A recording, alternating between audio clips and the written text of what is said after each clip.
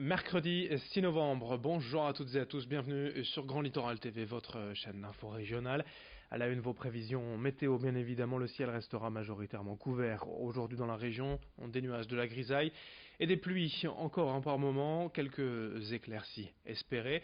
Mais la météo devrait être un ciel terné entre soleil et pluie toute la journée sous un ciel gris, bref, un temps en de saison, tout comme les températures 10 à 11 degrés de prévues aujourd'hui.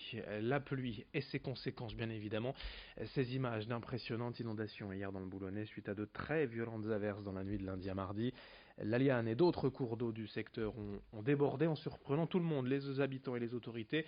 Personne n'a vu venir cette crue soudaine et imposante.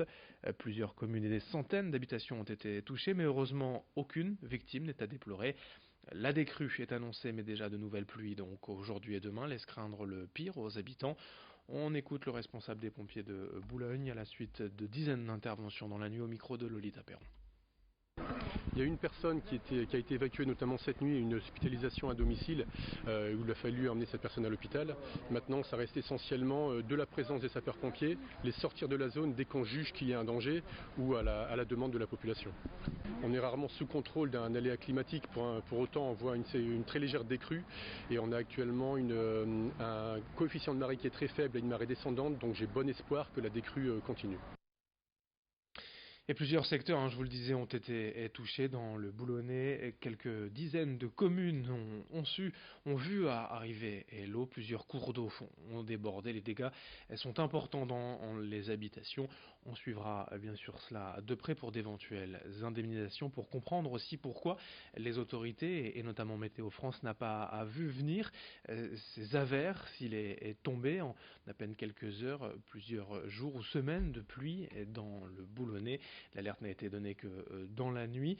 Le Pas-de-Calais a été placé en vigilance au orange, peut-être tardivement, dénonce déjà certains maires du secteur. On en reparlera.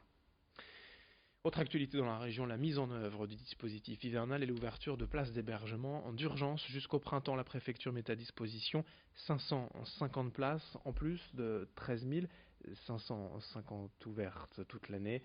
Les maraudes vont également être renforcées, plus nombreuses, plus régulières. Elles doivent permettre d'identifier et d'orienter les personnes à la rue vers ces hébergements d'urgence. La préfecture précise aussi qu'en cas de grand froid, plus de 200 places supplémentaires pourraient être ouvertes. Et pour rappel, toute personne en détresse doit être signalée au 115, un numéro de téléphone gratuit, ouvert 7 jours sur 7, 24 heures sur 24. Explication au micro de Xavier Silly. Depuis le début de l'année, dans le Nord, nous avons sorti, pour les amener vers le logement, 770 personnes. Donc ça veut dire que ces 770 places dans les centres d'hébergement annuels, pérennes, ont été libérées pour des personnes en grande difficulté. C'est un très bon résultat, puisque nous avions un objectif assez élevé, mais en tout cas c'est un bon résultat prometteur.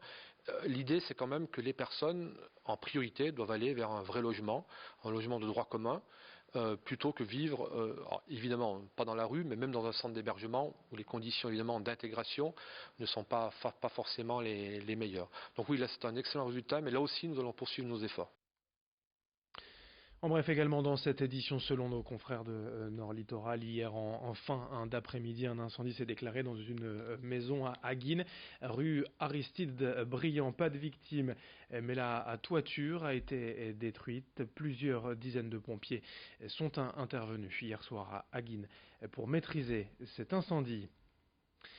En ce journal, une réforme appliquée au 1er novembre, en France, la nouvelle complémentaire santé solidaire en remplacement de la CMU, un dispositif censé lutter contre le non-recours aux soins de plusieurs milliers de personnes. En effet, pour beaucoup, il fallait auparavant avancer les frais de santé et entamer de longues démarches pour être remboursés, ce qui en décourageait certains, préférant tout simplement ne pas se soigner. Désormais, ces bénéficiaires auront accès à une gamme de soins plus large, sans reste à charge, sans avancer les frais. Pour ce qui est des modalités, c'est en fonction des revenus et de l'âge. Pour toutes les infos et vérifier ce que vous avez le droit, votre éligibilité, rendez-vous sur amélie.fr. Explication avec un responsable de la CPM dans la région, notre invité en plateau. Le dispositif est progressif, le coût est progressif. Prenons deux exemples. Un enfant, ça équivaut à 8 € par mois. Et pour une personne de plus de 70 ans, ça équivaut à 1 € par jour, donc 30 € par mois. La grande nouveauté dans ce dispositif, c'est justement de répondre aux motivations du non-recours, qui est les frais dentaires, les frais d'optique et les frais de prothèse auditive. C'est les trois dispositifs qui étaient les plus coûteux auparavant.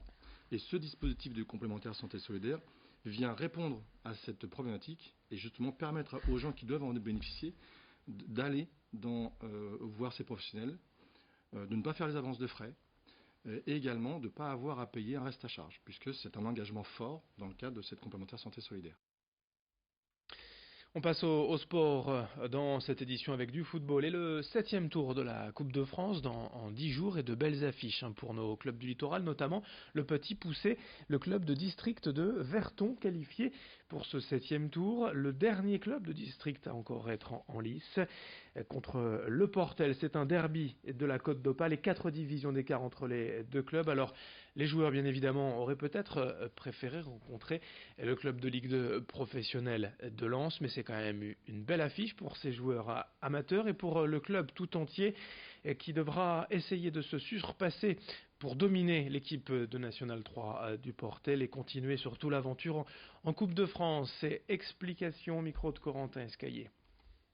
C'est jamais arrivé déjà pour nous et puis c'est bien, ça met un coup de projecteur sur le club. C'est que bénéfique de toute façon, là on joue un 7e tour, ça n'arrivera peut-être pas tous les ans, mais on va savourer et puis on verra ce qui se passe. Ouais, on espérait Lens ou le Havre dans notre chapeau, mais on a eu le Portel, c'est un beau tirage quand même. Maintenant on va jouer le coup à fond et puis s'il y a un coup à faire, on essaiera de le faire. Là c'était plus pour la fête, là on joue un adversaire qui est 4 divisions au-dessus de nous, où les gars s'entraînent tous les soirs. Nous c'est 1 à 2 fois par semaine, donc c'est pas le même rythme, mais c'est sûr que il y a plus de pourcentage de chances de passer que contre Lens, quoi. Un match prévu le week-end des 16 et 17 novembre. Et puisque l'on parle de sport, un match de handball de Lidl Star League à vous annoncer. Ce soir, à domicile au Stade de Flandre, l'USDK reçoit Chartres en championnat. C'est à 20h30. L'USDK, 9e au classement, accueille le 12e. Un match de milieu de tableau qu'il faudra gagner pour espérer passer dans la première partie. C'est à 20h30 ce soir à Dunkerque du handball. Fin de ce journal sur Grand Littoral TV, à suivre dans un instant vos prévisions météo.